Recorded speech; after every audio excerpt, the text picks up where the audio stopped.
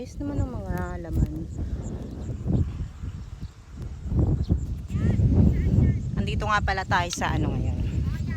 Andito ako pala sa ano ngayon, magsaysay. Ngayon lang nagkaroon ng oras para gumala, mamasyal dito sa bukid.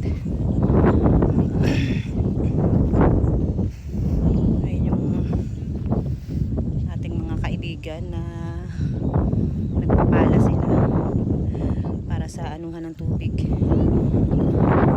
Kailangan patuloy matubigan bago anihin. Sana naman gumanda ang presyo ng sibuyas. Grabe. Isipin nyo na kung ganito kaluwang ang lupain nyo.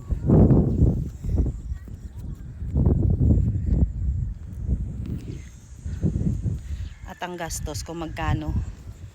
Tapos ganun lang ang presyo ng sibuyas. 'Di ba? Kawawa ang mga farmers. Kanino ba dapat tayo magreklamo? Kanino ba dapat tayo humingi ng tulong? Sino bang makikinig sa atin? Mga farmers. Kawawa. Sa presyo ng sibuyas ngayon, halos hindi pa lumabas ang puhunan eh. Isipin nyo, yung pagod mo pa na nagtatanim, na nagpupuyat.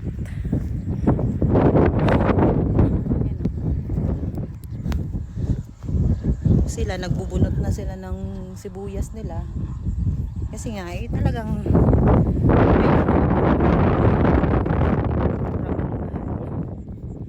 walang punta ng mga farmers.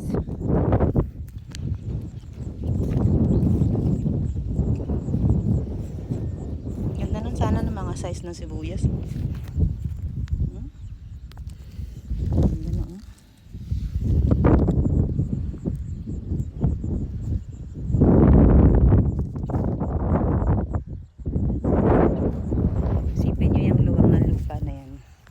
Isa lang yan sa mga lupang sinasakahan namin dito sa Magsaysay. So,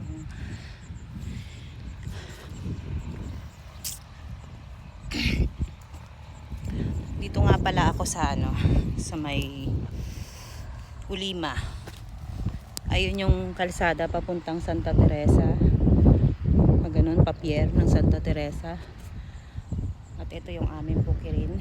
May mga taniman pa kami dun sa dulo na hindi ko pa napuntahan. Mamaya iikutan ko.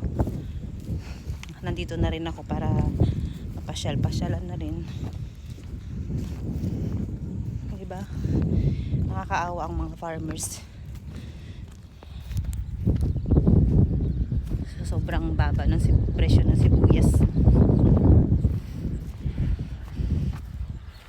Paano na lang yung mga farmers na nagre-renta lang ng lupa, nangungupahan lang, tapos nagbubuwis pa ng malaki, tapos ang presyohan ng sibuyas ganun. Kaya hindi natin masisi yung iba na nagpapakamatay, diba? Kasi nga iniisip nila yung mga bayarin nila na dapat bayaran.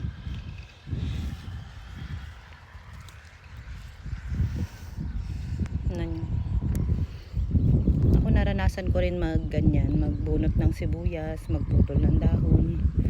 Naranasan ko rin yung mga ganyan noon. Ang hirap talaga.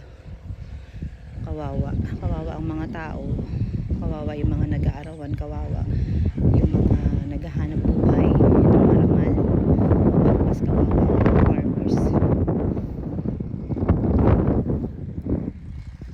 Mapapalay man o sibuyas, walang punta ng mga farmers dito.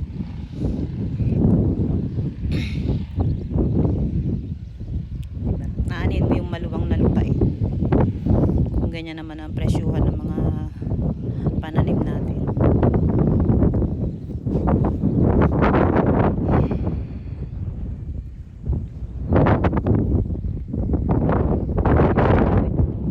Kaya lang, baba ng presyo.